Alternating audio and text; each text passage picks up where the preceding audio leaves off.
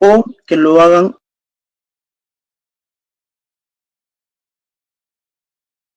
el fiscal, el fiscal, el fiscal. Se pueden dar con intervención de la policía o se pueden dirigir dentro del despacho fiscal. Si las diligencias se solicitan con apoyo de la policía, es porque necesitamos el apoyo de la policía en casos de diligencias como por ejemplo pericias, grafotécnica, pericias físicas, pericias balísticas, pesaje de droga, donde necesariamente el apoyo de la policía es esencial. Sin embargo, diligencias preliminares de investigaciones como casos de omisión externa familiar, lesiones, hurto, donde no tenemos mucha mayor complejidad de la investigación, lo podemos llevar simplemente en el despacho fiscal. Asimismo, el plazo determinado no puede exceder de los 120 días de diligencias preliminares. Una vez que estas diligencias se hayan llevado a cabo, con lo cual el fiscal va a tener que tomar la decisión entre poder formalizar la investigación preparatoria e iniciar la etapa de investigación preparatoria, o si no reúnen los requisitos establecidos, tendría que no proceder a formalizar la investigación preparatoria, lo que vendría a ser un archivo de dicha investigación. Entonces, si verificamos la calificación que hace el fiscal, conforme lo establece el artículo 334 del Código Procesal Penal al 336, donde el fiscal tiene la opción de no formalizar la investigación preparatoria, que vendría a ser un archivo, tiene la opción de formalizar la investigación preparatoria, emitir alguna reserva provisional. En este caso también podría pronunciarse con un principio de oportunidad o acuerdo reparatorio, lo que conllevaría, si se realiza un principio de oportunidad o acuerdo reparatorio, lo que conllevaría a poder culminar esta investigación con una abstención de la acción penal, es decir, el Ministerio Público no va a continuar con, en este caso, la acción penal, teniendo en cuenta que ya se habría llegado a un acuerdo por principio de oportunidad o por acuerdo reparatorio, lo cual no genera antecedentes y únicamente un pago de reparación civil a favor de los agraviados. Con respecto a, en caso de que el Ministerio Público proceda a no formalizar la investigación preparatoria y en ese caso emite un archivo, la parte agraviada, quien se ve afectada con este archivo de los actos de la investigación, puede también presentar el caso de una queja de derecho, el cual se va a presentar y se va a elevar ante el fiscal superior, el mismo que tendrá que decidir si confirma en este caso el archivo planteado por el fiscal o si solicita la ampliación de la investigación a efectos que pueda investigar más el fiscal, y en este caso es el derecho que se le asiste a los agraviados que no estén de acuerdo con el archivo de la investigación. Si se decide formalizar la investigación preparatoria conforme al artículo 336 del Código Procesal Penal, emite o se necesita ciertos requisitos. Primero tendrá que verificar que los indicios recabados en las diligencias preliminares sean reveladores y que vinculen al autor o autores con el hecho delictivo. Segundo, que la acción penal no ha prescrito. Verificar aquí la prescripción ordinaria y extraordinaria, que no haya culminado esta. Si no está prescrito, pues estaríamos dentro de los requisitos establecidos para formalizar la investigación preparatoria.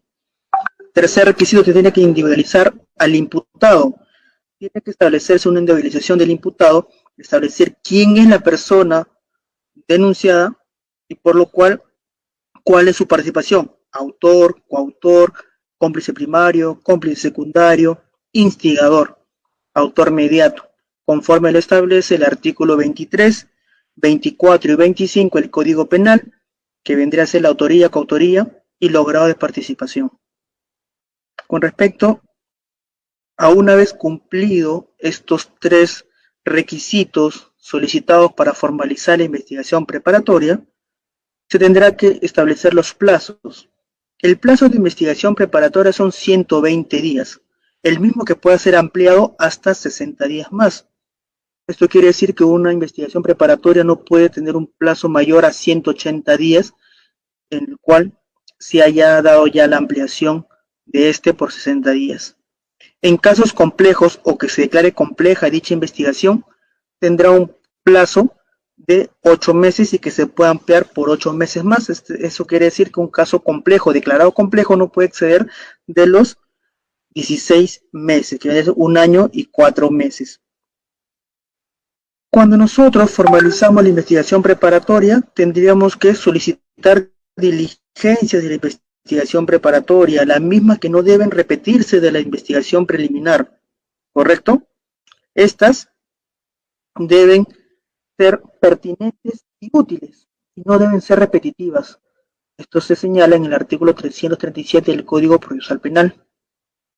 Y asimismo, una vez llevadas a cabo todas las diligencias a nivel preliminar a cargo del fiscal, el fiscal debe emitir la disposición de conclusión de investigación preparatoria, conforme lo refiere el artículo 443, dando así por cumplido su objetivo de haber recabado todas las diligencias solicitadas a nivel preparatorio, y también puede emitir esta conclusión de investigación preparatoria una vez cumplido el plazo, por vencimiento de plazo.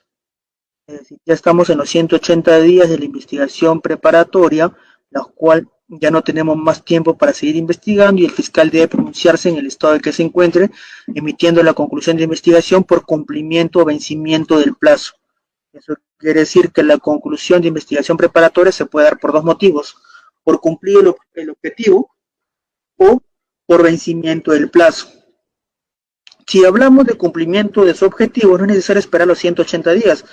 De repente a los 120 días ya el fiscal recabó todas las diligencias, o a los 60 o 70 días, y si con eso ya tenemos todos los elementos para pasar a la etapa intermedia, entonces emitimos la conclusión de investigación preparatoria por cumplimiento de objeto en el plazo razonable y establecido que se llevaron a cabo todas las diligencias.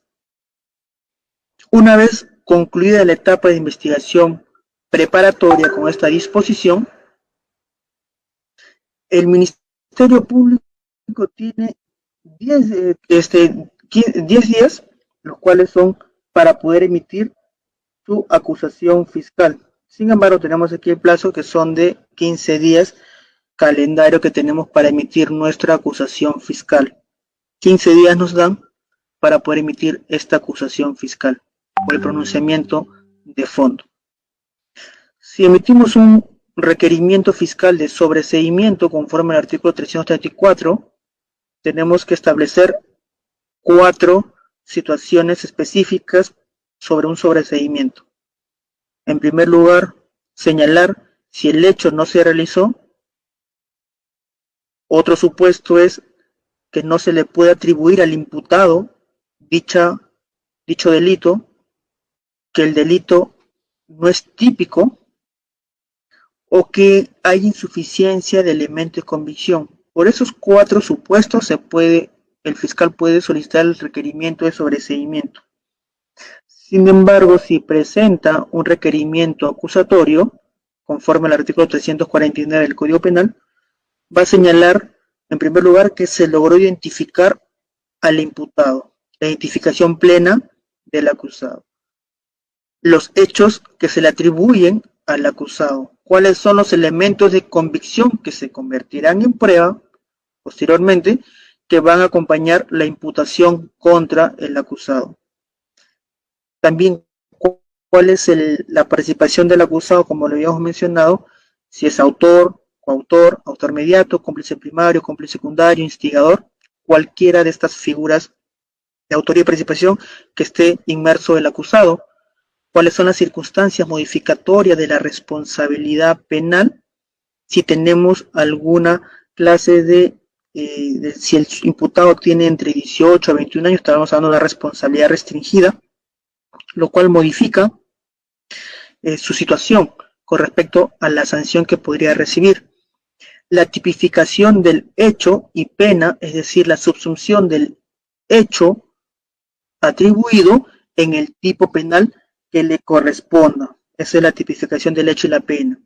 Si el señor sustrajo bienes del poder de la víctima sin violencia y sin amenaza, en horas de la noche será un delito de hurto agravado, ¿de acuerdo? Durante la noche. primer párrafo del 186 del Código Penal, con una pena no menor de 3 ni mayor de 6 años. Esa es la subsunción o tipificación del hecho al delito que le corresponde y la pena.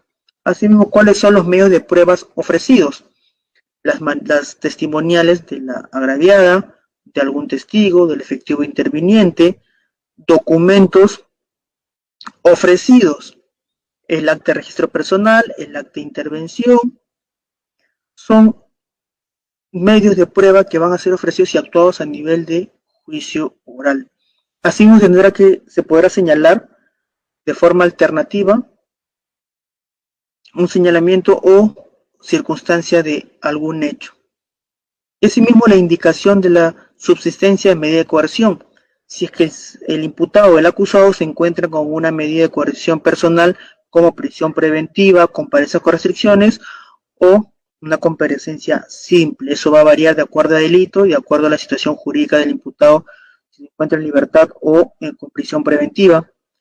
Y asimismo se tendrá la notificación de la acusación a los otros sujetos procesales, objeciones y pedidos que se puedan realizar, conforme lo señala el artículo 350 del Código Penal, que le da en un plazo de 10 días, se pone la acusación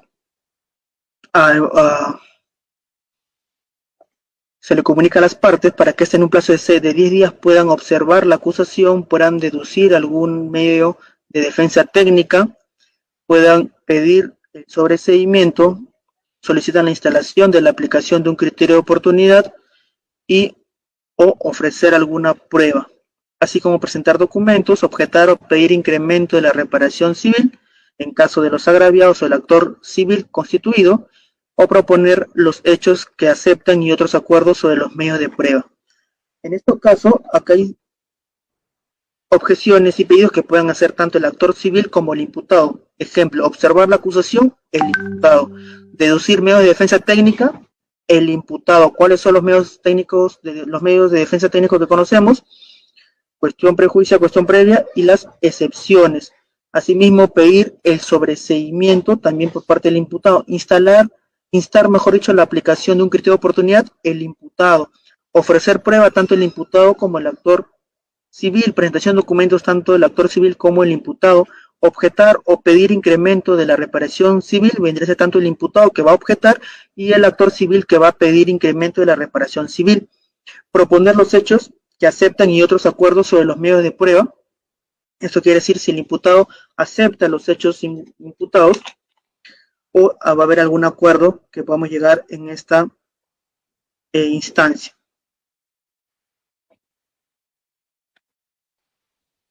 Una vez culminados estos 10 días de plazo que se pone a conocimiento de las partes, la acusación fiscal, se va a llevar a cabo la audiencia de control del requerimiento fiscal de sobreseimiento o la audiencia preliminar de la acusación fiscal. Como habíamos mencionado sobre el sobreseimiento, se va a llevar a cabo esta audiencia de control del requerimiento fiscal del sobreseimiento, donde se va a verificar las resoluciones judiciales de autosobreseimiento emitida por el juez, donde va a poder también emitir el juez otra opción, que es el ordenar que se realice una investigación supletoria conforme al artículo 346, inciso 5, o simplemente tendrá que emitir un auto de improcedencia del sobreseimiento, lo cual será remitido al fiscal superior, quien se va a ratificar o rectificar sobre el sobreseimiento emitido por el fiscal provincial. Si se rectifica del sobreseimiento requerido por el fiscal provincial, tendrá que ordenar a otro fiscal que pueda acusar, ya que no está de acuerdo con el sobreseimiento planteado por el provincial. Si el Ministerio Público remite la acusación fiscal, la cual fue puesto a conocimiento de las otras partes por un plazo de 10 días, y una vez culminado se llevará a cabo la audiencia preliminar, en el cual va a haber la convocatoria de las partes no antes de 5 ni luego de 20 días. Se solicita la asistencia obligatoria a esta audiencia preliminar del control de acusación del juez, del fiscal y del abogado defensor. El desarrollo de esta audiencia en este caso control de acusación, es sobre, se le da el uso de la palabra a todas las partes, iniciando por el fiscal, quien va a realizar su acusación. Se va a realizar el debate sobre la procedencia y la admisibilidad de las cuestiones planteadas. Se va a verificar las actuaciones solo de prueba anticipada y entrega de documentos de las partes. El juez va a emitir la resolución, la cual puede ser en diferentes sentidos. La primera de ellas son diferentes supuestos. La devolución que realice el juez de la acusación defectuosa, que puede encontrar. Segundo supuesto, que puede emitir un auto sobre medios de defensa técnica, así mismo como puede emitir un auto de sobreseimiento de oficio o a pedido, en este caso, del imputado. Asimismo, también puede emitir la resolución de admisión de medios de prueba y la especificación de objeto de testimoniales. ¿Correcto? En este caso, va a haber también las especificaciones del objeto de testimoniales y peritajes, el pronunciamiento sobre convicciones probatorias que se puedan dar entre las partes, la resolución sobre prueba anticipada y finalmente va a emitir la resolución del auto de enjuiciamiento, la cual contiene tanto el nombre del imputado y del agraviado, el delito o delitos acusados, la calificación legal y tipificaciones alternativas que se le puedan dar a la acusación, los medios de prueba admitidos y convenciones probatorias, las cuales se va a tener que presentar o se va a tener que mencionar las partes constituidas, así como emitir o señalar las medidas de coerción que se encuentra el imputado. Si está con comparecencia con restricciones o se encuentra con prisión preventiva, las mismas que se va el acto de enjuiciamiento, el juez de investigación preparatoria que dirige, en este caso, la etapa intermedia, va a emitir el auto de citación de juicio oral, ¿de acuerdo? La misma que debe contener la sede y la fecha del juicio oral, emplazamiento a todos los que deben concurrir, y este auto de citación de juicio oral lo va a emitir el juez unipersonal o el juez o los jueces colegiados. Para ello tenemos que verificar los juzgados penales. Tenemos dos juzgados penales en el proceso común: los juzgados colegiados y los juzgados unipersonales. Los juzgados penales colegiados, conforme lo señala el Código Procesal Penal, establece que es comprendido, está compuesto por 3 jueces, el cual establece que ellos podrán ver los casos o los procesos por delitos que tengan una pena en el extremo mínimo mayor a 6 años hacia adelante. Y los jueces o los juzgados penales unipersonales, compuestos por un solo juez, van a conocer casos, ¿de acuerdo?, que sean menores a este, es decir, los casos que no vean los colegiados, ¿correcto? La etapa de enjuiciamiento, la etapa de juzgamiento. La etapa de juzgamiento ya no está dirigida por el juez preparatoria, sino está dirigida por el juez unipersonal o colegiado. Y esto lo podemos encontrar en el artículo 356 del Código Procesal Penal al 403 del Código Procesal Penal, donde inicia por un periodo de apertura, el periodo probatorio y finalmente en el periodo decisorio. Vamos a ver estos 3 periodos de forma práctica, rápida y concatenada para una vez nosotros recordar y verificar el proceso penal común. Pasemos a las funciones, a las actividades propias de un asistente en función fiscal, lo cual ustedes están en este curso para las convocatorias que debo suponer que ya han visto publicadas en la página del Ministerio Público a nivel nacional, teniendo en cuenta que en diciembre ya entra en vigencia el nuevo código en Lima Centro y Lima Sur. El segundo tramo de convocatorias de Lima Este ya se dieron y también de Lima Norte. Muy bien. Continuando entonces. Nos ubicamos en el periodo inicial de la etapa de juicio oral o de juzgamiento, donde se va a dar o va a iniciar con la instalación de la audiencia, con lo cual para que se pueda instalar una audiencia con un proceso común en el nuevo Código Procesal Penal, sea en un juzgado unipersonal o colegiado, se debe dar la concurrencia imprescindible de las partes, donde vamos a tener aquí al imputado y su abogado defensor, al juez y al fiscal. Las ubicaciones de las partes se encuentran establecidas en el artículo 370 del Código Procesal Penal, donde señala que al frente se encontrará el juez de las partes, el cual se ubica, frente al juez se ubicará el acusado, a su derecha del juez el fiscal y el abogado del actor civil al lado del fiscal, y a su izquierda del juez el defensor del acusado. Esto quiere decir que tenemos aquí a los testigos y peritos en un ambiente continuo. ¿De acuerdo? Correcto.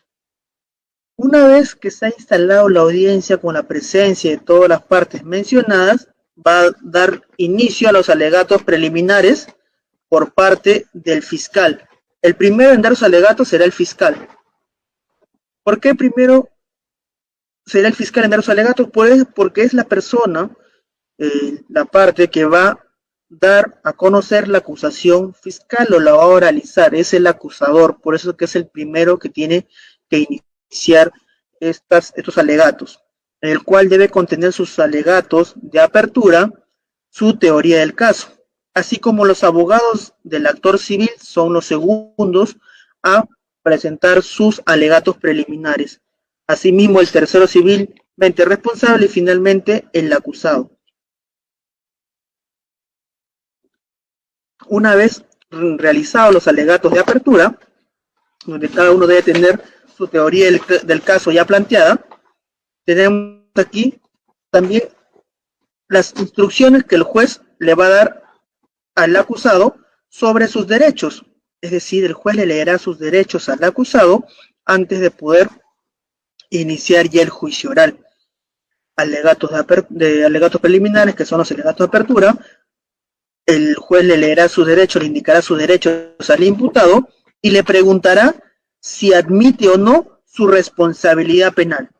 Si el imputado, en este caso, acepta su responsabilidad penal, el juez tendrá que señalarle cuáles son las opciones que tiene con respecto a una conclusión anticipada de juicio. ¿De acuerdo?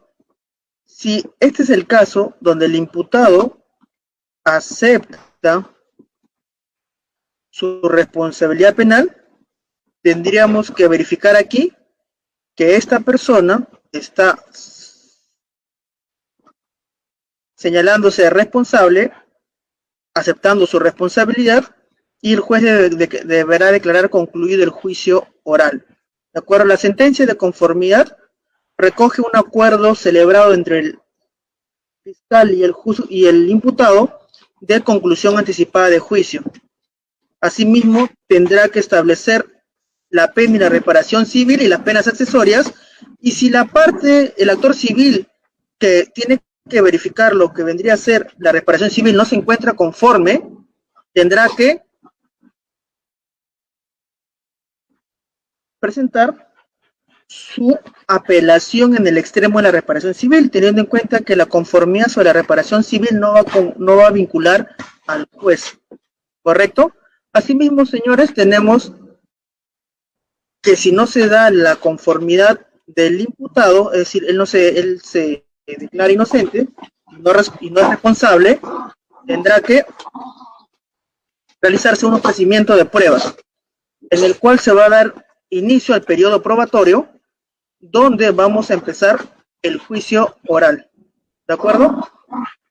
En primer término, el juez tendrá que preguntar si hay ofrecimiento de nuevos medios de prueba, en el cual tenemos los señalados en el artículo 373 del Código Procesal Penal, en el cual señala que una vez conocidos estos nuevos medios de prueba presentados por las partes, ¿de acuerdo?, se va a reiterar la oferta de los no admitidos en esta etapa, de la etapa intermedia. La actuación Probatoria se va a dar de la siguiente manera, con una secuencia del debate.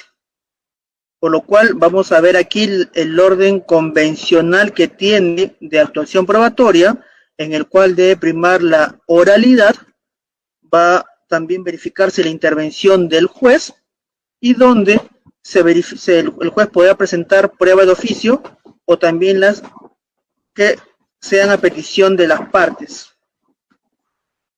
Para ello, iniciará la declaración del acusado, donde se van a verificar las reglas del interrogatorio, con libertad y oralidad en el relato. Las preguntas directas deberán ser plasmadas de forma clara y las preguntas deben ser útiles, ¿sí? El examen es individual o también puede ser por separado de sus co-imputados, teniendo en cuenta dependiendo de la versión que va a tener que dar o las preguntas del caso que estaríamos teniendo presente. Una vez dada la declaración o el interrogatorio, el examen directo al acusado, vamos a realizar los exámenes a los testigos, donde se va a dar la moderación del interrogatorio por el juez para evitar preguntas capciosas, sugestivas o impertinentes, donde se tendrá que verificar las objeciones que puedan plantear las partes ante estas preguntas, que se puedan formular. El contrainterrogatorio que se va a plasmar en el caso de los testigos van a ser a cargo del abogado del imputado si los testigos ofrecidos son por el fiscal. Y caso a la inversa, si los testigos son ofrecidos por el abogado defensor, tendrán que ingresar al contrainterrogatorio por parte del fiscal. Se siguen las reglas para estos interrogatorios, las mismas del interrogatorio del acusado, es decir, que deben ser preguntas directas, claras y útiles, por lo cual también podrán solicitar la objeción de dichas pruebas. De dichas preguntas podrán presentar objeciones.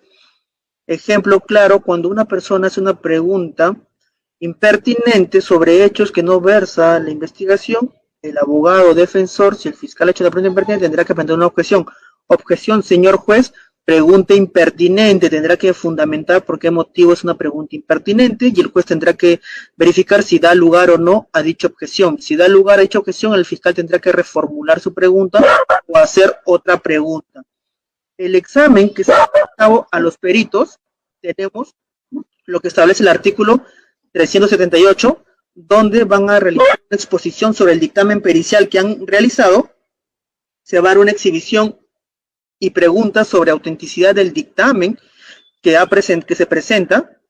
Se va a verificar las explicaciones sobre las operaciones realizadas para ese examen pericial o para esa pericia, dictamen pericial que se ha realizado, donde tenemos que nosotros preguntar al perito sobre su acreditación, acreditar a nuestro perito. El Ministerio Público lo que va a hacer es acreditar a su perito, presentándole como una persona que tiene experiencia, que tiene una especialidad y que no es el primer caso que ha peritado, sino que tiene distintos casos, algunos emblemáticos, donde ha emitido dictamen pericial, y ello va a verse en estas audiencias de juicio oral donde se realice el debate probatorio. ¿De acuerdo?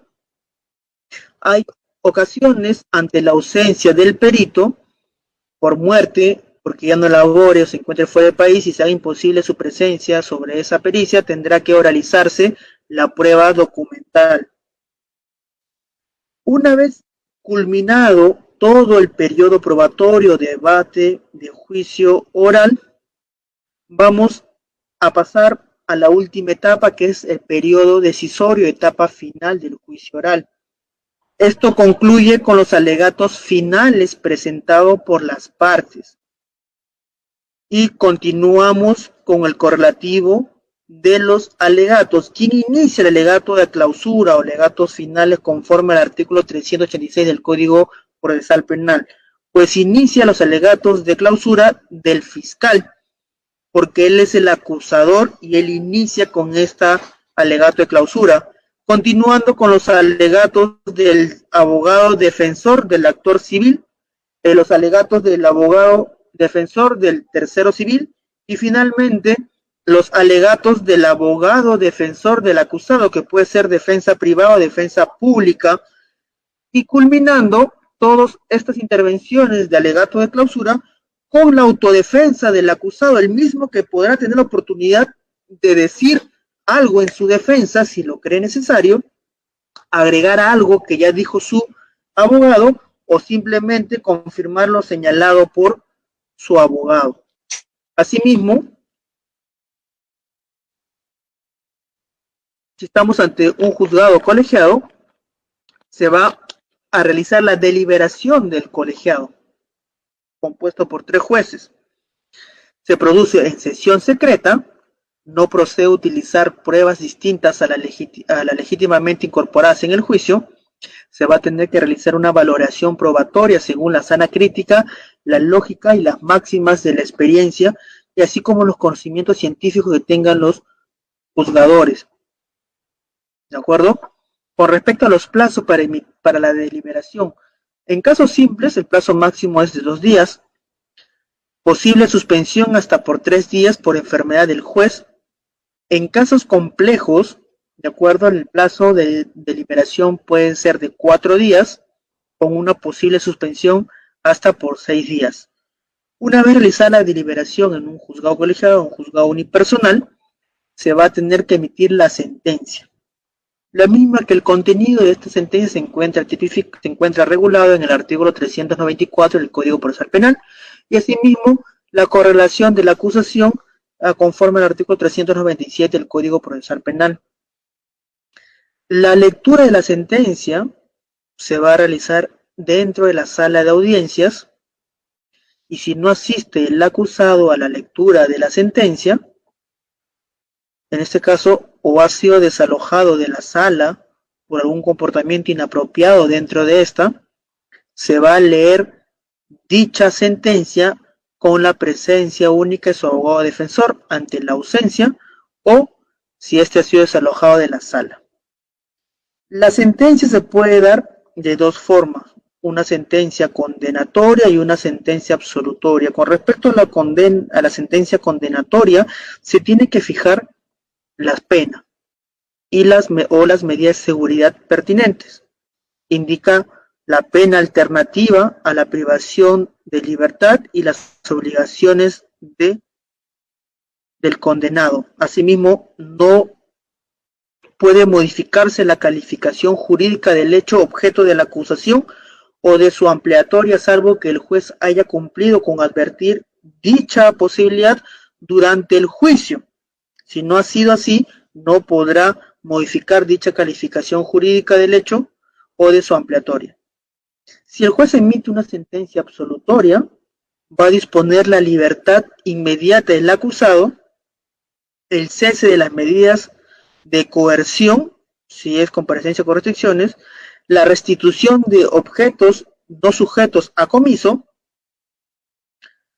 la anulación de antecedentes policiales y judiciales que se le habría generado, teniendo en cuenta si son antecedentes penales, es porque tiene un proceso penal, antecedentes judiciales porque tiene ingresos al penal por prisión preventiva, entonces el juez va a emitir o va a mencionar la anulación de estos antecedentes generados por este proceso penal.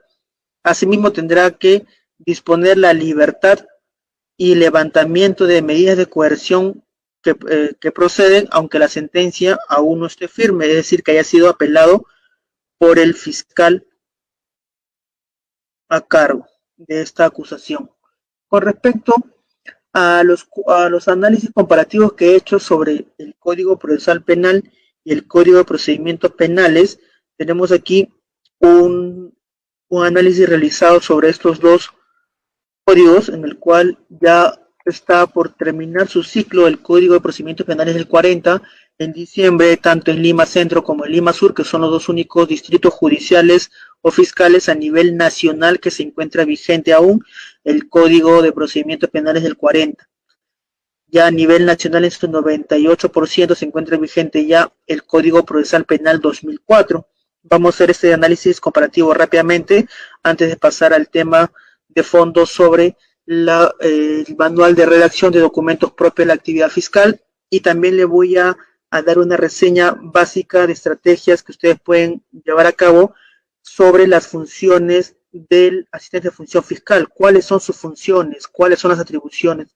¿Qué es lo que ustedes van a realizar dentro de la Fiscalía una vez que formen parte del Ministerio Público al postular y al ser ganador de estas convocatorias que se están presentando? Muy bien, vamos a hablar del modelo mixto que establece el Código de Procedimientos Penales del 40, con predominio del inquisitivo. Sin embargo, en el Código del 2004, el Código Procesal Penal, tenemos un modelo acusatorio. En el Código de Procedimiento del 40 tenemos la acumulación de funciones en el órgano jurisdiccional. Es decir, el juez tiene aquí a cargo la etapa de instrucción, en este caso, y emitir la sentencia, cuando en el Código de Procesal Penal 2004 hablamos de una separación de funciones entre distintos organismos del Estado. En el Código del 40 prevalece la escritura, y en cambio en el Código de 2004 lo que prevalece es la oralidad y la prueba se produce en juicio. En el 40 tenemos que la actividad probatoria es restringida, sin inmediación, ya que el juez no está en esta inmediación con las partes y la oralidad de los medios de prueba, sino son solamente documentales y el juez únicamente los va a leer. Con respecto al Código del 2004, tenemos una actividad probatoria que se basa en principios de inmediación, oralidad y posibilidad de contradicción, porque va a poder entrar los sujetos de prueba que vendrían a ser las personas que estén, el imputado, los agraviados y los testigos en un interrogatorio, en un contrainterrogatorio, posibilidad de poder entrar en contradicción por los abogados y el fiscal que van a hacer sus preguntas. Con respecto al Código 40 hablamos del predominio de un sistema de actas. Todo se basaba en actas de audiencia.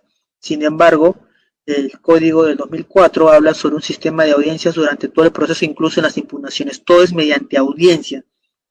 Audiencia de prisión preventiva, audiencia de control de acusación, audiencia de control de plazo, audiencia de, en este caso, de juicio oral. Donde predomina son las audiencias. El Código del 40 hablaba sobre una repetición de diligencias, es decir, las diligencias que se llevaban a cabo a nivel preliminar eran repetidas en la etapa de instrucción. ¿Qué pasaba? Yo como fiscalía investigaba a nivel preliminar las diligencias, declaración del imputado, declaración del agraviado de los testigos, y presentaba mi denuncia penal ante el juez instructor.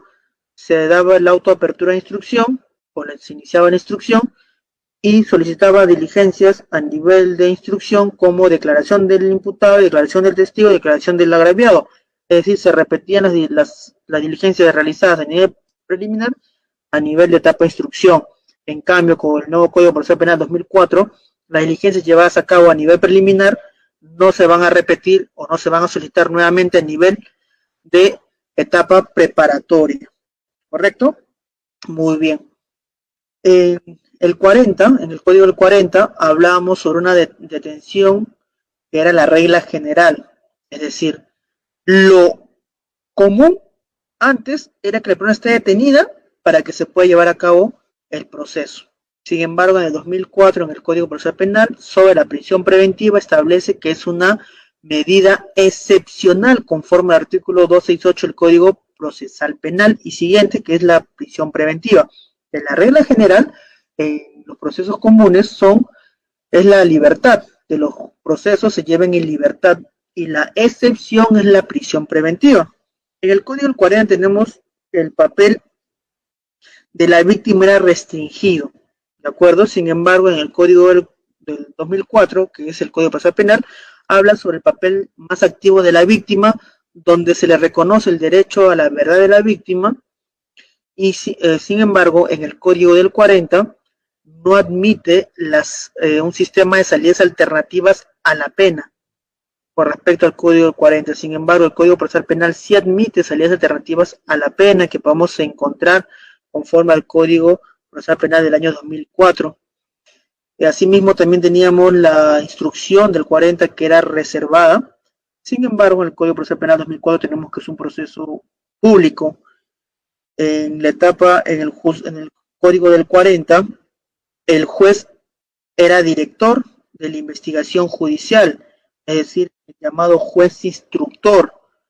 Sin embargo, en el Código de 2004, el Código Procesal Penal, el fiscal es el director de la investigación preparatoria y el juez de investigación preparatoria en la etapa de investigación preparatoria actúa como un juez de garantías, de que vele que se siga con el debido proceso y no se vulneren los derechos del imputado, si no se llevaría a cabo audiencia de tutela de derechos. ¿De acuerdo? Muy bien. En el Código del 40 no existe un plazo de investigación preliminar. Tenemos casos del antiguo Código, del Código Procedimiento Penal del 40, que tenían 2 años, 3 años investigándose de 2015, 2016, de 2017, que todavía no han tenido pronunciamiento finales, 4 años de investigación.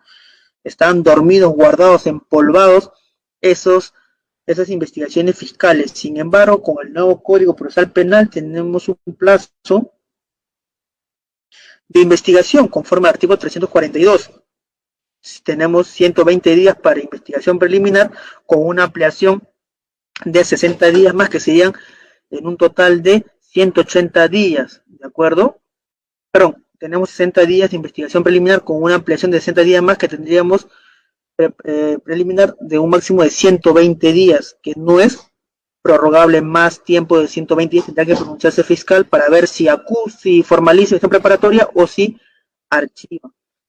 El plazo que está mencionando inicialmente por error era el plazo de investigación preparatorio, que son 120 días que se pueden ampliar por 60 días más, que estamos hablando de un plazo no mayor de investigación preparatoria de 180 días en casos simples. En casos complejos son más días, que son 8 meses de investigación preparatorio, en caso complejo, y que se puede prorrogar por el mismo término, que sería hasta 8 meses más, que estamos hablando de hasta 16 meses de investigación preparatoria en un caso complejo.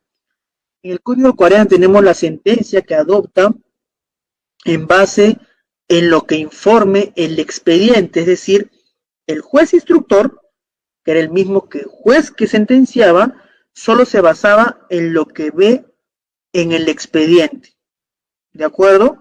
De lo que leía, de lo que revisaba el expediente, en base a eso se basaba su sentencia. En cambio, en el Código Procesal Penal del año 2004, la sentencia se adopta en base a lo que se realiza en juicio. Tanto juez unipersonal o colegiado tendrán que adoptar en la sentencia de todo lo que puedan observar de lo realizado en juicio oral. ¿De acuerdo? Correcto. Entonces vamos a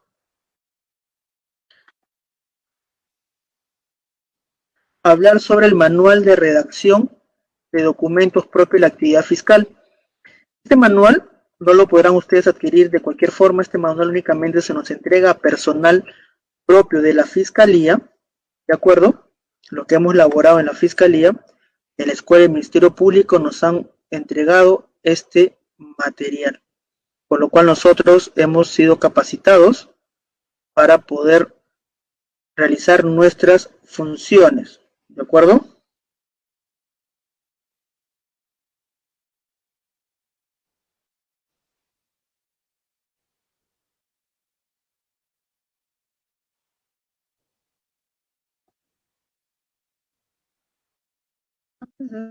Chicos, voy a mencionarles lo que le estaba señalando sobre lo que vendría a ser cuáles son las funciones que tiene el asistente de función fiscal dentro del Ministerio Público.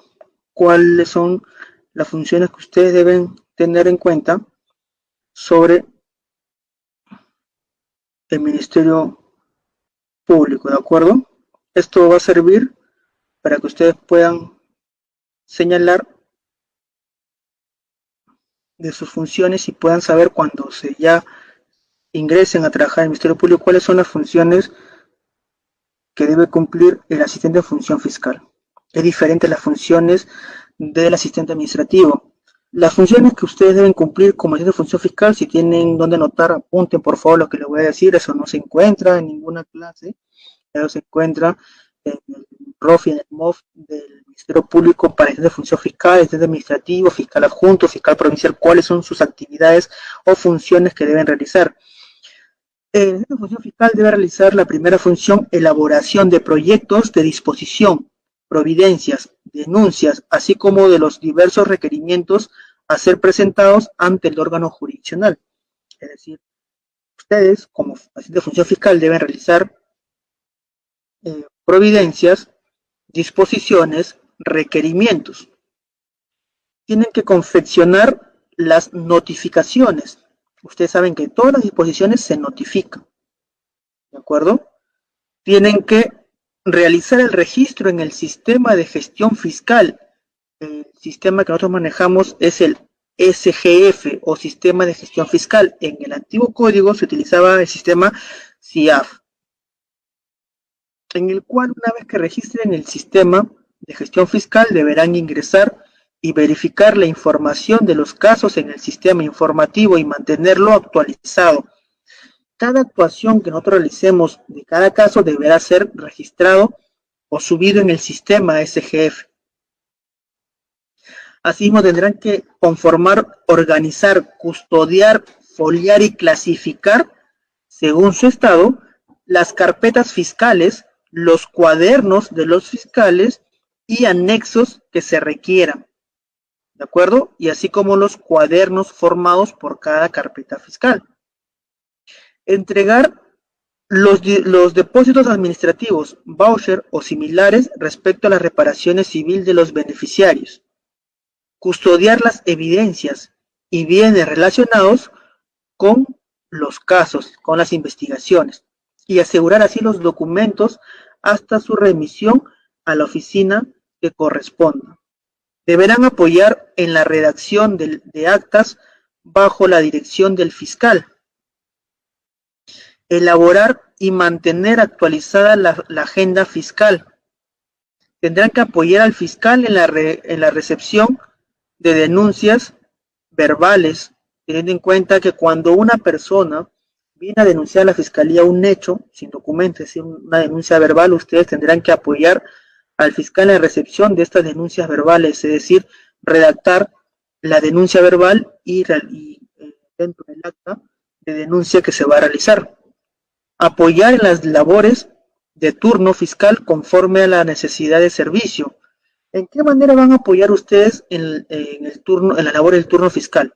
El Ministerio Público, cuando realiza turnos fiscales, el fiscal adjunto, el fiscal provincial, es el que va a las diligencias dentro de la dependencia policial, donde se llevan a cabo declaraciones, investigaciones, pero ustedes tendrán que apoyar en dichas labores en la elaboración de estos requerimientos, de gestionar la entrega de los documentos, llevar el oficio al juzgado, recabar las pericias de diferentes entidades que se requieran con inmediatez.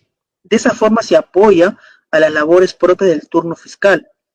También ustedes tendrán que certificar las copias que disponga el fiscal. Cuando alguna persona soliciten copia certificada de los actuados o de cierta disposición o requerimiento, ustedes tendrán que sellar la certificación con sus datos de cada hoja que se le va a entregar a las partes. Otras actividades también encomendadas por el fiscal dentro de las labores propias de la actividad fiscal. No van ustedes a realizar actividades que le pide al fiscal que no tienen nada que ver con su función. El asistente de función fiscal no es el que le trae el café al fiscal, no es que le va a comprar la tienda al fiscal, esas labores no, ¿de acuerdo? Sino netamente de sus funciones, ¿correcto? Muy bien. Asimismo tendrán que ustedes confeccionar los reportes estadísticos mensuales de la carga laboral. Ustedes tendrán que realizar esta confección de los reportes estadísticos, verificar cada mes, con cada fin de mes, se extrae del sistema SGF la carga laboral que tiene cada fiscalía y cada fiscal. Como cada fiscal adjunto y cada fiscal provincial tiene un asistente con el que trabaja directamente, este asistente es responsable de verificar los reportes estadísticos de la carga mensual del fiscal, tanto la carga que tiene el fiscal como la carga recepcionada, la carga pendiente en plazos, porque tenemos un semáforo verde, ámbar y rojo con respecto a los plazos, verde que todavía estamos dentro del plazo, ámbar que ya está por vencer el plazo y rojo que ya están vencidos el plazo. Esa información deben ustedes, como de función fiscal, revisar. Es como que todos los ciertos interdiarios revisar los plazos, cuáles se van a vencer. Indicar al fiscal, señor fiscal, estos plazos, estas carpetas, estas investigaciones están por vencer los plazos. Pueden solicitar una ampliación o tendrán que pronunciarse ya al vencimiento total del plazo de la investigación. También tendrán que extraer del SGF la información correspondiente para elaboración de los informes requeridos por la presidencia de la Junta de Fiscales Superiores y demás órganos fiscales superiores que soliciten información. Esas son las funciones que debe realizar un asistente de función fiscal. Son varias, ¿verdad? Son muchas, yo lo sé. Son casi las mismas que tiene el fiscal adjunto, con la diferencia que el fiscal adjunto es responsable de esta carga y es quien va a llevar a cabo todas las diligencias a nivel judicial dentro de la fiscalía, y ustedes también tendrán que apoyar en diferentes diligencias cuando hablemos del apoyo en otras actividades que disponga el fiscal, es por ejemplo la redacción que ustedes realicen sobre las declaraciones testimoniales o de agraviados que ustedes puedan apoyar al fiscal. Teniendo en cuenta que el fiscal tiene que realizar las preguntas y ustedes apoyan en la redacción. Son apoyos propios de la actividad fiscal, pero no significa que ustedes tienen que tomar declaración, sino la declaración lo toma el fiscal, tanto adjunto como provincial, pero ustedes pueden apoyar en la redacción para que sea la diligencia mucho más rápida y se lleve a cabo de una forma efectiva. Entonces, chicos, estas son las funciones que deben ustedes tener en cuenta cuando quieran postular a asistente de función fiscal en las convocatorias que están vigentes ahora en la página del Ministerio Público. Tienen que ustedes saber que esto es lo que van a hacer una vez que ingresen.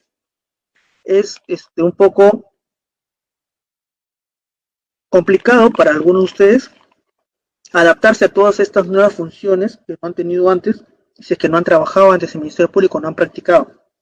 Pero si ustedes vienen de afuera siendo abogados de empresas privadas o de otras entidades públicas como el Poder Judicial, municipalidades, de otras áreas, y desean ingresar al Ministerio Público, tienen que tener en cuenta estas funciones. El conocimiento del Código Procesal Penal que está vigente a nivel nacional. Ya ingresa a Lima Sur y Lima Centro en diciembre. Entonces estamos hablando que prácticamente en 3 meses está a nivel nacional completamente entrada en vigencia el nuevo código.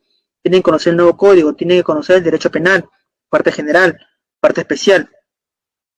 Tienen que saber la elaboración de redacción de documentos propios de la actividad fiscal. Este manual que se le va a enviar a los que están inscritos en este curso especializado, seminario de asistente de función fiscal, le va a servir.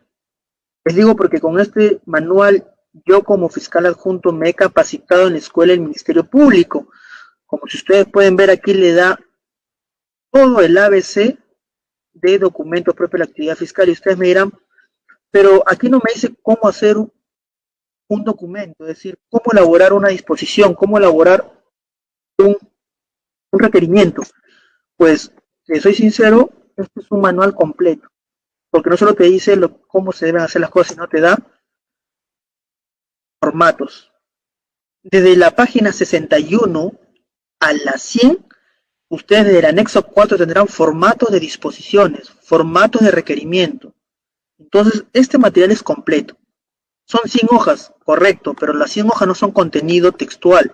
Desde la página 61 a la 100 estamos hablando que son formatos. Con estos formatos ustedes pueden empezar ya a redactar disposiciones. Aquí tienen solamente que completar. La parte jurídica ya está plasmado. Ustedes pueden ver los datos de identificación. Número de carpeta, nombre completo del imputado, nombre completo del agraviado, delito atribuido, número de disposición fiscal, fecha y lugar. La justificación normativa que corresponde para cada disposición y para cada requerimiento. Ya no tienen que buscarla en el Código Procesal, ya está escrito, está plasmado, tienen que copiarlo textualmente como se encuentra. Luego viene la narración de los hechos. Ustedes tienen que narrar los hechos que se habían realizado. tienen que hacer un análisis probatorio, ¿de acuerdo? Y finalmente la tipificación del delito, cuál es el delito que corresponde de acuerdo a la subsunción que han hecho ustedes del hecho al tipo penal que corresponde. En el análisis de la subsunción, el análisis de la falta de necesidad de la pena, estamos hablando de un principio de oportunidad, el análisis del acuerdo reparatorio, el análisis de la imposición del pago de la reparación civil, cuáles son las reglas de conducta que se le va a imponer, la decisión que ya está plasmado, simplemente copian, y finalmente los datos del fiscal, que esto va con un sello. Estos datos de identificación fiscal que ven ustedes acá, nombre del fiscal, despacho fiscal y firma, esto se complementa con el sello del fiscal, que está su nombre y su despacho, y finalmente solo su rubric, su firma del fiscal. Entonces esa parte de datos de identificación, el fiscal lo pone con su sello que está completo. Entonces, chicos, este manual de redacción que se le va a brindar es algo completo, ¿correcto? No tienen que buscar en internet sus formatos, pedirle a su amigo que trabaja en la fiscalía, pásame tu modelo, no. No se trabaja con modelos, se trabaja con formatos. Estos formatos son genéricos para cualquier tipo de casos. Tenemos todos los formatos que ustedes se puedan utilizar en la fiscalía. Formato de disposición de no formalizar investigación preparatoria y abstención del ejercicio de la acción penal, es un archivo. Así tenemos también el formato de disposición de formalización y continuación de la investigación preparatoria. Esta disposición es que ustedes van a formalizar la investigación preparatoria, van a pasar a la primera etapa penal. Tenemos, como les dije a un inicio, los datos de identificación que se completan, la justificación normativa que ya está plasmada, que ni siquiera tienen que copiar. Ojo, no tienen que buscar, ya está aquí plasmada y tienen que copiarla, nada más. Los hechos que usted tiene que narrar, el tipo penal que le corresponde a los hechos, la decisión por la cual ustedes están formalizando la investigación preparatoria, y finalmente las diligencias que ustedes van a disponer. No se deben repetir de la investigación, de la apertura de investigación preliminar, ¿de acuerdo? Entonces tenemos aquí, chicos, estos anexos. Primero quería explicarles estos anexos antes de entrar a tallar sobre este manual, para que ustedes puedan verificar que nosotros estamos dando un material completo, ¿de acuerdo? Este diplomado, este curso seminario también se dicta en diplomado. Nosotros dictamos diplomado especializado para asistentes en función fiscal y también diplomado especializado en el nuevo Código Procesal Penal, lo cual consta de 8 sesiones. Este diplomado tiene un valor de 120 horas académicas plasmadas para que ustedes puedan, con esta certificación, postular a cualquier convocatoria del Ministerio Público para ser de función fiscal, porque es requisito indispensable y se le solicita en las convocatorias tener certificaciones de diplomados, cursos especializados sobre nuevo código o función fiscal, porque para ese cargo estarían ustedes postulando. Tenemos convocatoria CAS, pero siempre por ahí no falta alguna convocatoria 728 que se pueda dar de alguna persona que esté jubilada o ya no se encuentre con nosotros, pueda dejar libre esa plaza de 728 y sea lanzada a concurso, que es muy poco actualmente las convocatorias 728, sino las que más están sobresaliendo son las convocatorias CAS, ¿de acuerdo? Entonces, chicos, en este caso tienen ustedes aquí, desde la página 61 a la 100, todos los formatos. Vamos a regresar a la página de primer capítulo, que vendría a ser el diagnóstico, la redacción de documentos propios de la actividad fiscal. No se preocupen, es como un manual completo, es como fuera un libro. Tenemos desde la página 17 a la 55, ¿sí? Todo lo que vendría a ser la información del manual. Ahí son como 40 páginas que ustedes tienen que revisar y leer. A partir de la página 61 a la 100 son formatos de las diferentes disposiciones y requerimientos que ustedes van a tener que realizar. Vamos a hablar sobre los diagnósticos de la redacción de documentos propios de la actividad fiscal. Vamos a ver qué problemas, qué deficiencias han encontrado en los documentos redactados por fiscales o asistentes de función fiscal en lo largo de esta actividad propia de nosotros, que ha ido mejorando y cambiando en el transcurso del tiempo, pero hemos hecho un análisis de cuáles son las falencias, las deficiencias que se encontraron en estos requerimientos y disposiciones por fiscales. La primera problemática que se presenta son las fundamentaciones extensas, redundantes y potencialmente confusas que realizan los fiscales en sus disposiciones. ¿Cuál es el problema, chicos, con estas disposiciones y requerimientos extensos? En el argot de la Fiscalía y el Poder Judicial lo llamamos sábanas. Las sábanas, que son contenido extenso de una disposición que confunde al receptor de esta disposición o requerimiento, que no entiende absolutamente nada y que tiene que buscar a un abogado, no para que lo patrocine, sino para que le explique el contenido de esta disposición o requerimiento emitida por el fiscal. Y lamentablemente eso trae problemas de que la comunicación no sea fluida y clara, y lo que está siendo notificado no sea entendible por el receptor de esta disposición. El lenguaje usado en estas disposiciones o requerimientos son muy técnicos legalmente y no comprensibles por el público en general. El abogado tiene la mala práctica de utilizar palabras muy técnicas que hacen confundir o no puede entender o comprender el receptor, que es una persona común y corriente, la mayoría de secundaria completa, sobre lo que queremos expresarle. No tenemos que utilizar tecnicismos, ni palabras rimbombantes, ni frases en latín, cuando podemos utilizar el español, palabras claras, comunes, que las personas puedan entender. La estructura seguida por nuestras disposiciones y requerimientos no es la mejor. ¿Por qué? Lo que les decía, está basada en modelos producidos por otros fiscales y su estructura argumentativa no está concatenada con criterios lógicos. Tú quieres hacer una prisión preventiva de robo agravado, tú tienes un modelo de prisión preventiva de homicidio, tu amigo que trabaja en provincia, en Lima, en el Callao, en Lima Este o en Lima Norte, tiene un modelo de prisión preventiva de homicidio simple, tú se lo pides, ¿de acuerdo? De robo agravado, perdón, tú le pides de robo agravado, comienzas a plasmar de su modelo de él a tu modelo, armar copia y pega, ¿de acuerdo? Hacer tu Frankenstein. Y es una cosa, copias otra cosa, y esa clase de estructura no guarda lógica.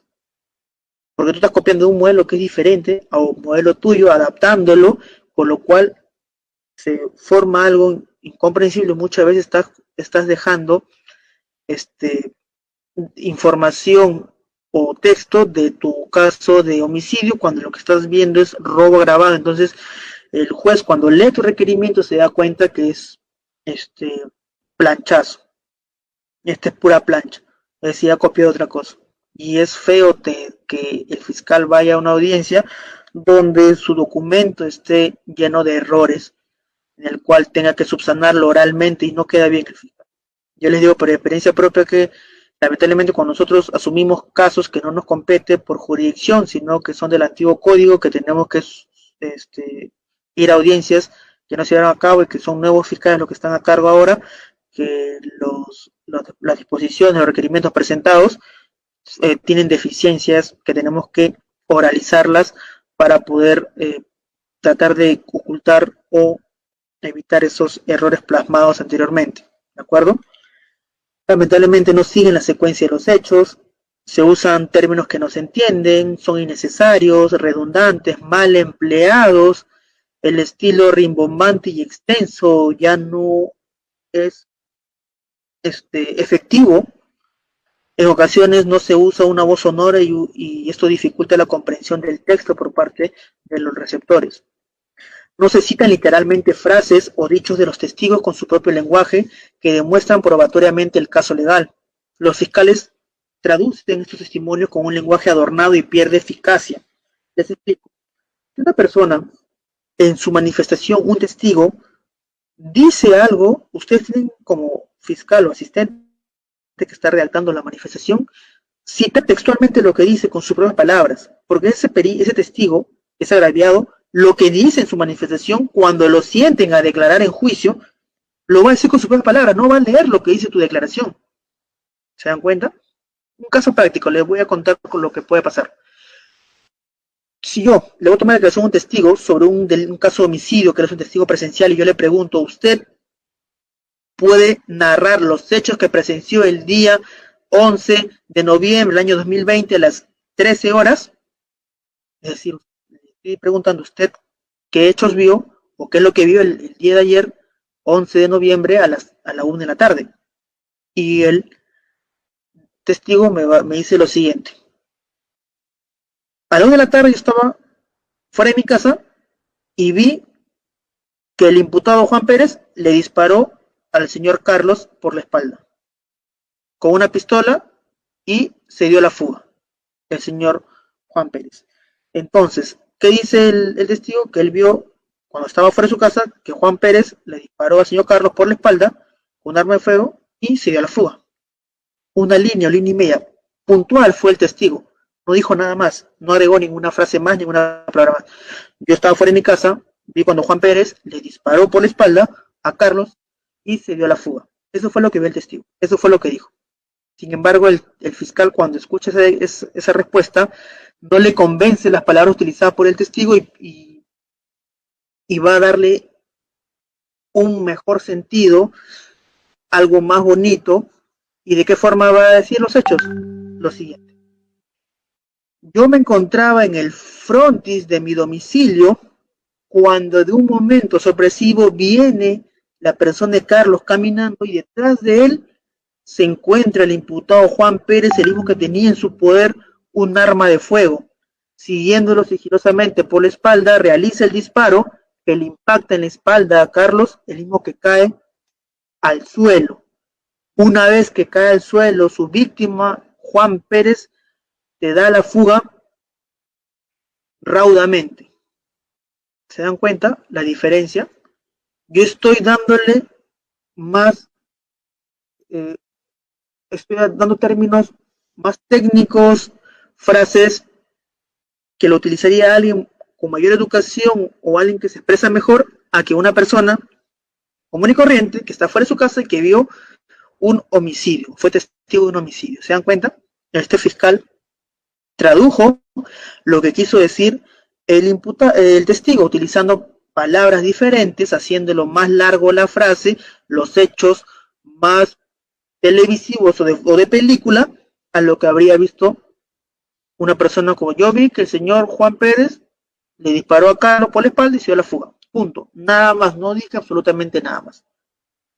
Sin embargo, el fiscal lo dijo de otra forma, más rimbombante, más amplio, más palabras, lo cual se ve 3, 4, 5 líneas de lo que habría observado el testigo. ¿Correcto? Otro problema que encontramos, no se revisa ni se edita el texto final. Esto genera que algunos errores no sean corregidos. ¿Qué pasa con la mayoría de nosotros, tanto fiscales como de función fiscal? Y ustedes también, para que no cometan este error, se los digo. No se les ocurra redactar un documento sin leerlo nuevamente. ¿De acuerdo? Ustedes, cuando redacten un documento, tienen que terminar de realizarlo y leer nuevamente el documento, porque solo al leerlo van a poder ustedes ver sus propios errores. ¿Cuáles propios errores? Faltas de ortografía, espacios innecesarios, el espacio innecesarios, los márgenes de la hoja, algún texto no resaltado, algunas palabras que debieron poner con mayúscula en cursiva tampoco resaltada. Todas esas ediciones y revisión del texto la podrán hacer en la segunda o tercera lectura de su documento fiscal, que sea una disposición, un requerimiento o una providencia. Las providencias por lo general son pequeñas, son concisas. Sin embargo, las disposiciones y los requerimientos es donde más necesitan su revisión, una o dos lecturas. ¿Por qué motivo? Pero, señor fiscal, el documento en mi computadora se puede corregir automáticamente. Yo utilizo Word de Microsoft Office, tengo corrector de texto, Si escribo mal, me autocorrige. Si está mal escrito, me sombrea en rojo. Claro, las personas que ustedes están trabajando en su casa, tienen su Word, te lo va a corregir. Pero los que trabajamos en las oficinas, o cuando vuelven a trabajar en las oficinas, nosotros en las oficinas, en las computadoras entregadas por el Ministerio Público para los trabajadores y personal fiscal y administrativo, no tienen el Office o el Microsoft Office descargado en las PCs. ¿Por qué motivo? Porque si ustedes quieren tener el Microsoft Office descargado en sus computadoras del trabajo, tienen que tener una licencia. La licencia cuesta, ¿de acuerdo? Y los que tienen licencias que no están originales estarían cometiendo un delito contra la propiedad intelectual, ¿de acuerdo? Por eso el Ministerio Público no puede comprarle una licencia a cada computadora de cada trabajador a nivel nacional porque sería más costoso y mucho más presupuesto para una herramienta que puede encontrarse otra de similar características de manera gratuita.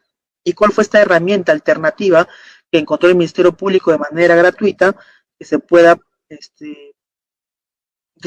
trabajar en todas las computadoras a nivel nacional del personal fiscal y administrativo?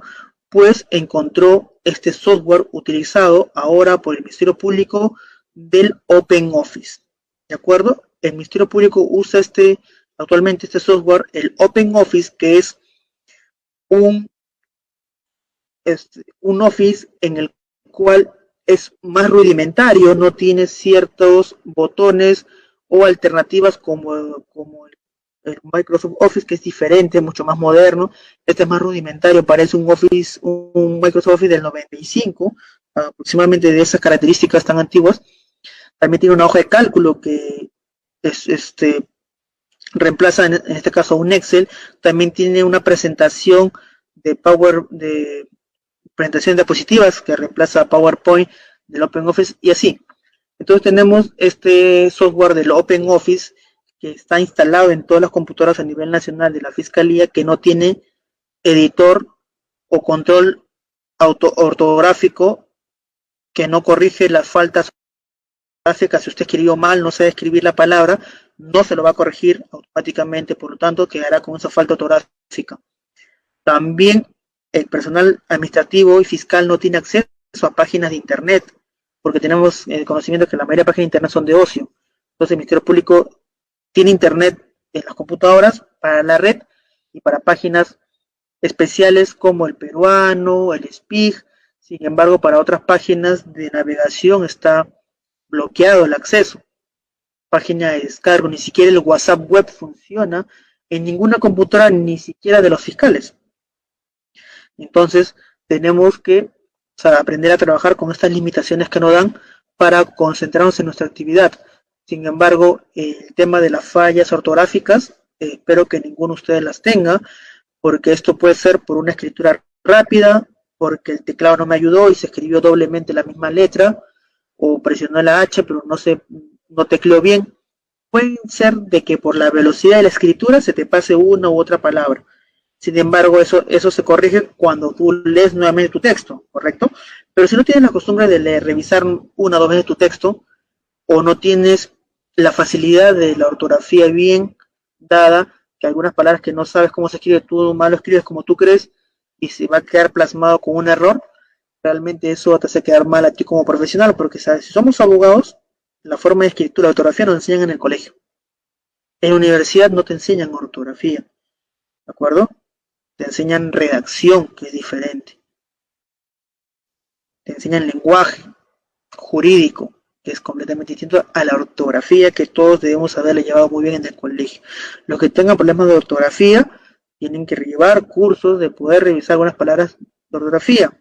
O en el celular tienen Google, googleen la palabra, si ustedes no se recuerdan, y encuentren la palabra correcta, usen sinónimos de una palabra que tal vez no recuerdan cómo se escribe.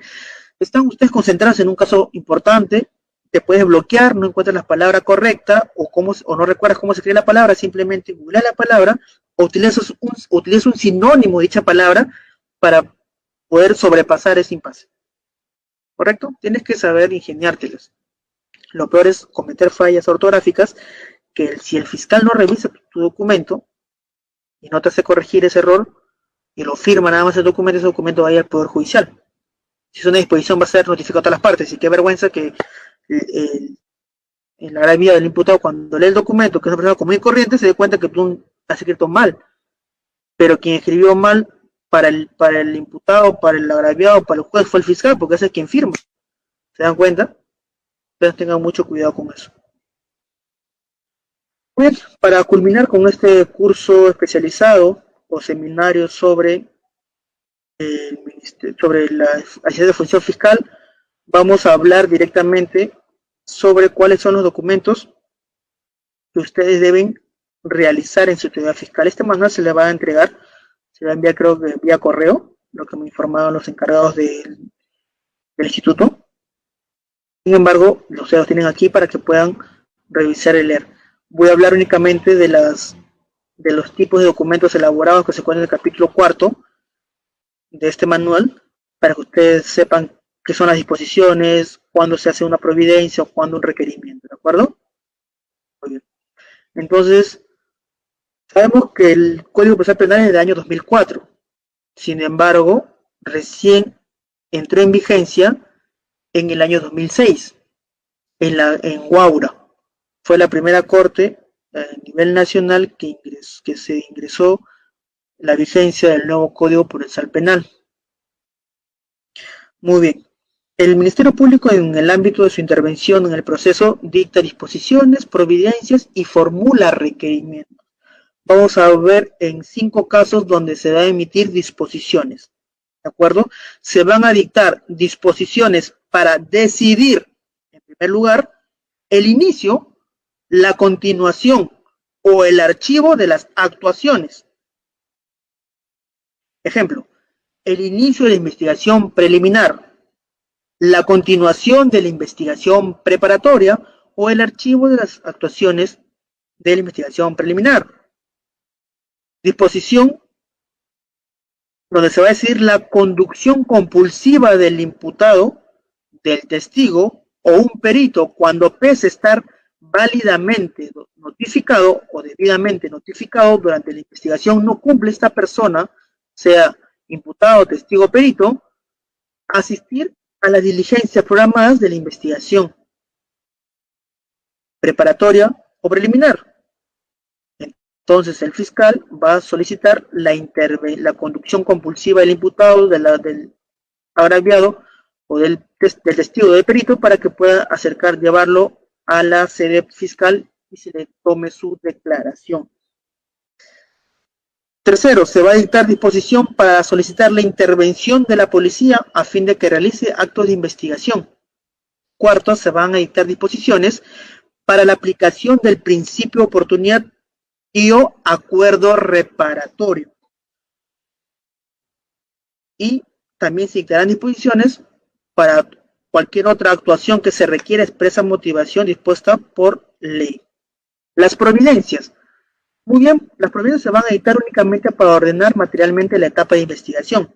Por ejemplo, si un abogado se apersona a la investigación, se tendrá que emitir una disposición, formular un requerimiento o una providencia, pues tendrá que emitirse una providencia. ¿Por qué motivo? Porque esta providencia va a dar cuenta de lo presentado por el abogado del imputado, el mismo que se está personando, señalando domicilio procesal, y solicita que se le remitan copia de los actuados. Entonces, el fiscal va a emitir o va a dictar una providencia para dar cuenta de que ha sido recibido el escrito presentado por el abogado imputado, el mismo que se apersona a la investigación, señala domicilio procesal, señala correo electrónico, señala teléfono, señala casilla electrónica y solicita se le entregue copia a los actuados para tomar conocimiento pleno de la investigación.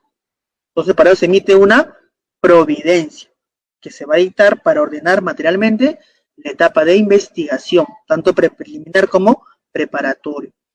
Muy bien, ahora cuando el fiscal formula requerimientos, pues el fiscal formula requerimientos cuando se tiene que dirigir a la autoridad judicial, solicitando a un acto procesal. ¿Cuáles son otros actos procesales que se pueden solicitar?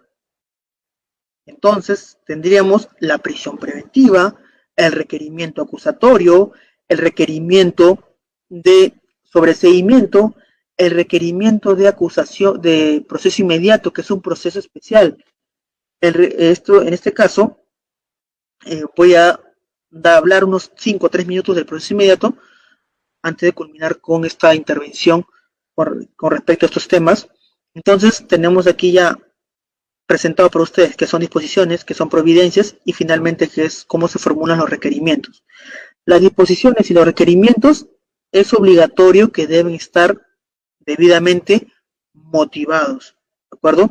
En los requerimientos, de ser el caso, se tienen que estar acompañados de elementos de convicción que lo justifiquen, por ejemplo, las prisiones preventivas, la acusación, la formulación de requerimiento de acusación fiscal, y en el marco del nuevo Código Procesal Penal, los principales documentos que escriben los fiscales provinciales en el decurso de su actividad profesional son los siguientes: formalización y continuación de investigación preparatoria, ampliación del plazo de investigación preparatoria, disposición que declara compleja la investigación, una disposición de inicio de aplicación del principio de oportunidad, la disposición de abstención fiscal que vendría a ser un archivo, el acto de acuerdo de beneficio y colaboración, acuerdo de procedimiento y colaboración eficaz, el acuerdo provisional de terminación anticipada que se va a llevar a cabo en un requerimiento de terminación anticipada a nivel judicial, el requerimiento de proceso inmediato, lo que les mencionaba, el requerimiento de sobreseimiento, el requerimiento de acusación y un requerimiento mixto donde se va a acusar y sobreseer a la vez.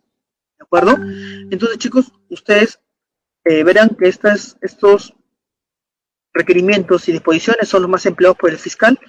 Voy a hablar unos 2 minutos sobre el tema de la del proceso inmediato para que ustedes puedan tener en cuenta dicho proceso especial que es muy usado actualmente, en el cual se encuentra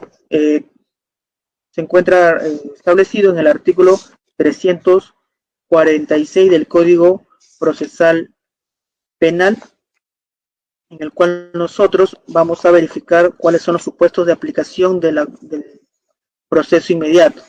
¿De acuerdo? Muy bien.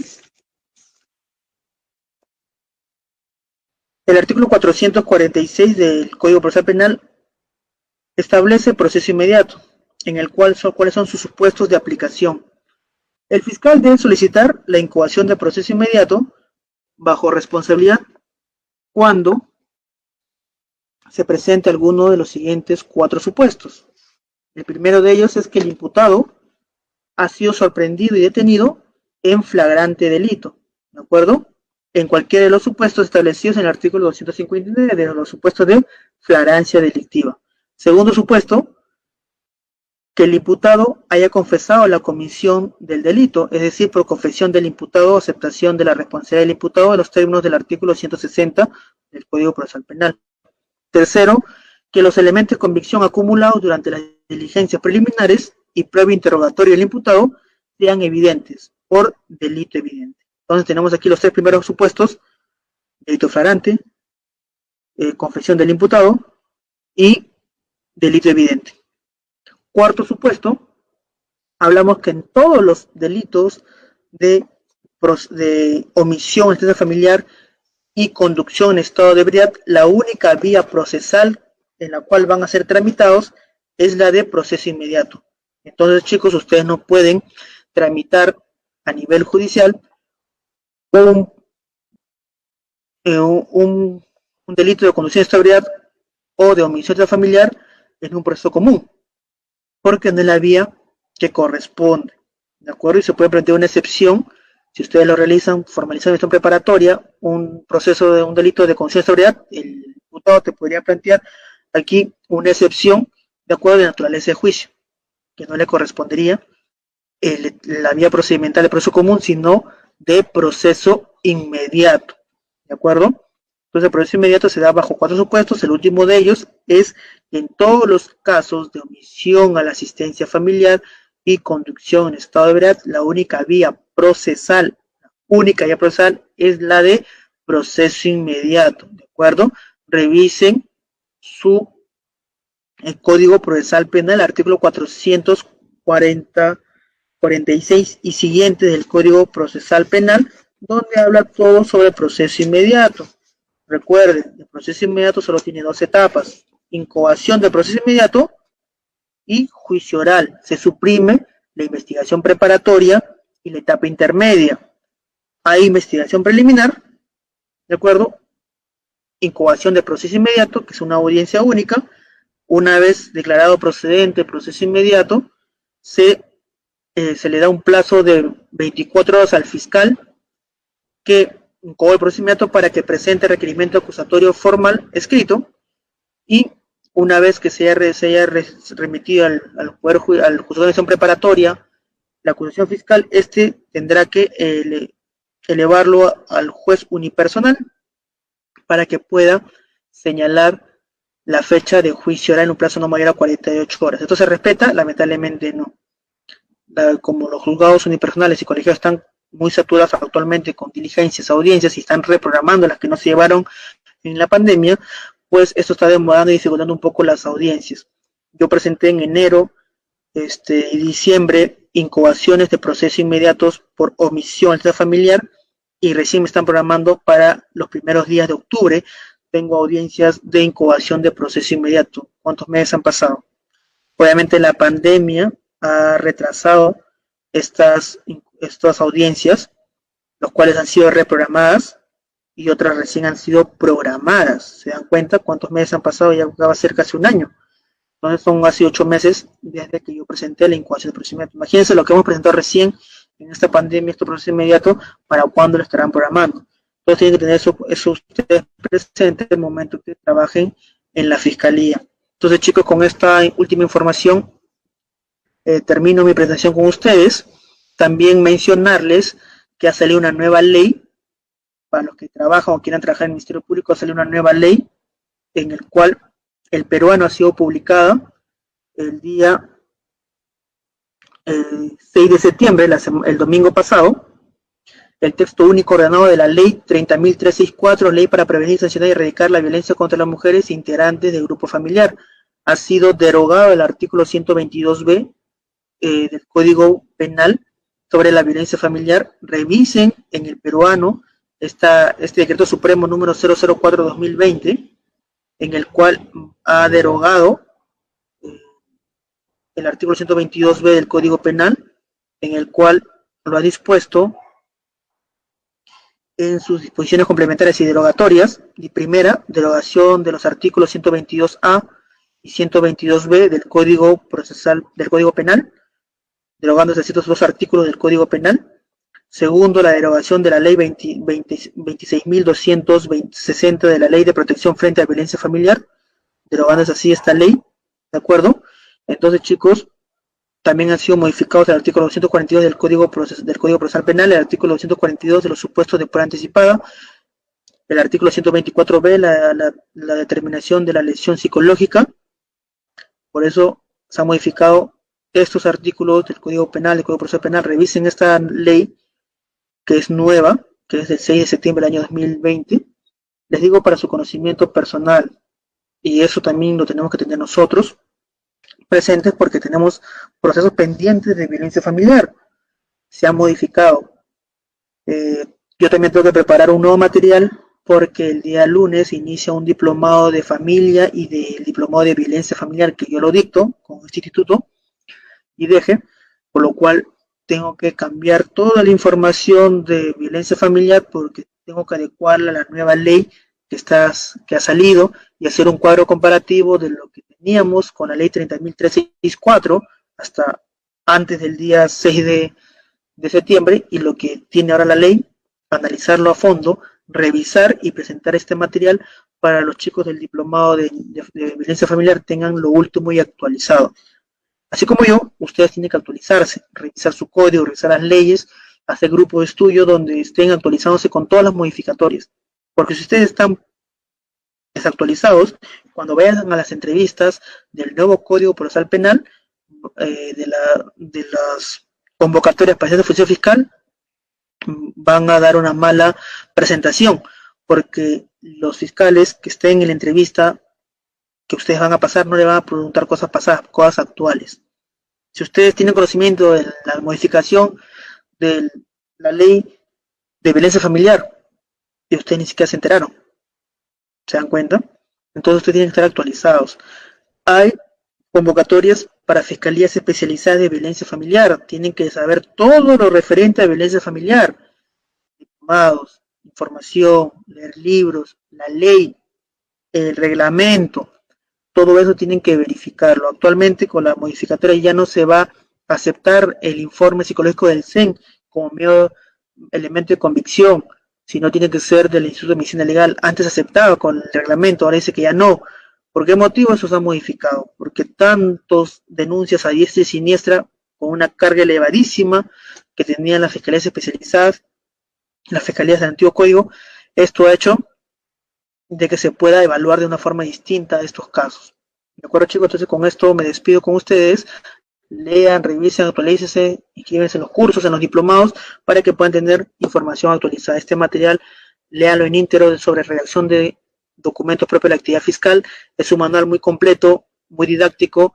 A partir de la página 61 a la 100 tendrán todos los formatos que ustedes necesitan para empezar a redactar documentos fiscales. Si todavía no trabajan en la fiscalía y quieren practicar con estos documentos, tienen estos formatos. Si metes un caso, ustedes planteen el caso y comiencen a desarrollarlo con estos formatos y así poco a poco tendrán que practicar y cuando lleguen a trabajar en la fiscalía pues será mucho más fácil porque ustedes ya saben cómo se redacta una disposición, un requerimiento acusatorio, un requerimiento de proceso inmediato que es no es tan difícil de hacerlo y ustedes lo van a producir muy rápido. ¿De acuerdo, chicos? Me despido con ustedes. Nuevamente mi nombre es Cristian Miguel Guerra Soto. Soy fiscal adjunto del Distrito Fiscal de Lima Este. Tengo 3 años y medio como fiscal adjunto en este distrito.